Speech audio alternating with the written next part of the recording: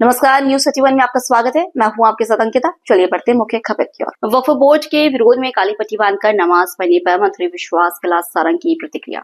जब पाकिस्तान आतंकवादी हमला करता है, बांग्लादेश में अल्पसंख्यक हिंदुओं के साथ अत्याचार और मुंबई में आतंकवादी हमला होता है, तब काली पट्टी नहीं बांधी।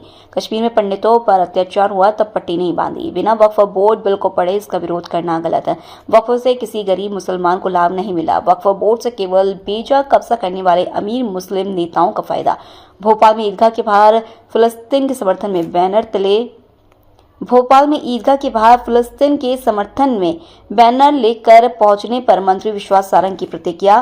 फिराक परस्त की बातें कर उन्माद फैलाने की कोशिश बर्दाश्त नहीं की जाएगी। प्रियंका गांधी ने संसद में फिलिस्तीन के बैग को लेकर इस भाव को उद्वेलित करने का काम किया। कांग्रेस और विपक्ष के नेता तुष्टीकरण की राजनीति के लिए किस हद तक गिरेंगे, यह शर्मसार करने वाली बात है। बांग्लादेश में हिंदुओं पर अत्याचार होते हैं, तब प्रियंका दीदी को उन हिंदुओं के समर्थन में बैग लेने की फुर्सत नहीं होती। ईद के मौके पर इस तरह के बैनर लगाकर देश में अराजकता फैलाने की कोशिश को बर्दाश्त नहीं किया जाएगा। ऐसे तत्वों को समझना चाहिए कि हिंदुस्तान का खा रहे हैं तो हिंदुस्तान की सोचें। ऐसी फिराक परस्ती की मानसिकता नहीं चलेगी। काली पट्टी बांधकर पहुंचे थे लोग नमाज पढ़ने। देखिए, वक्फ के कानून को बिना पढ़े हुए केवल जज्बाती माहौल बनाने के लिए इस तरह का विरोध प्रदर्शन इस देश को तोड़ने की मानसिकता का परिचायक है। आपने काली पट्टी जब नहीं बांधी जब पाकिस्तान ने पुलवामा में आतंकवादी अटैक किया था। आपने काली पट्टी जब नहीं बांधी जब बांग्लादेश में अल्पसंख्यकों के साथ हिंदुओं के साथ अत्याचार हो रहा था। आप काली पट्टी उस समय नहीं बांधते जब बंबई में आतंकवादी हमला होता है।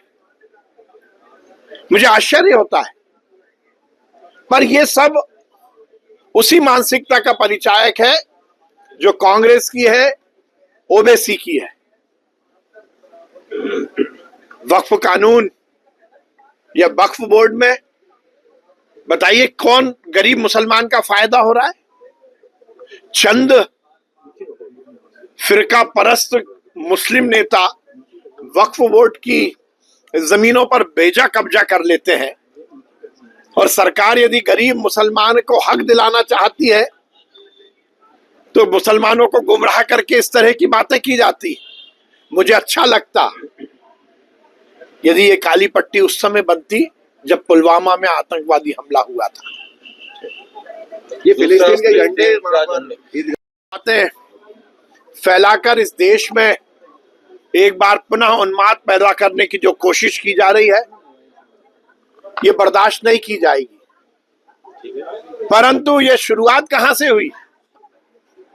लड़की हूं, लड़ सकती हूं कि नारा देकर गुमराह करने वाली प्रियंका जी ने लोकसभा में सबसे पहले फिलिस्तीन के पक्ष के बैग को लेकर इस भावना को उज्ज्वलित करने का काम किया था। कांग्रेस और विपक्ष के नेता तुष्टीकरण की राजनीति को लेकर किस हद तक गिरेंगे, ये शर्मसार करने वाला है। बांग्लादेश में हिंदुओं पर अत्याचार होते हैं जब प्रियंका दीदी को उन हिंदुओं के समर्थन में बैग लेने की फुर्सत नहीं होती। आज यदि ईद के अवसर पर इस तरह के बैनर लगाकर इस देश के में अराजकता फैलाने की कोई कोशिश करेगा तो वो बर्दाश्त नहीं किया जाएगा। बहुसंख्यक समाज के खिलाफ यदि कोई करेगा तो अब वो बर्दाश्त नहीं किया जाएगा। ऐसे तत्वों को ये समझना चाहिए कि यदि हिंदुस्तान की खा रहे हैं तो हिंदुस्तान के ही बारे में सोचें। इस तरह की फिरका परस्ती की मानसिकता अब इस देश में बर्दाश्त नहीं की जाएगी।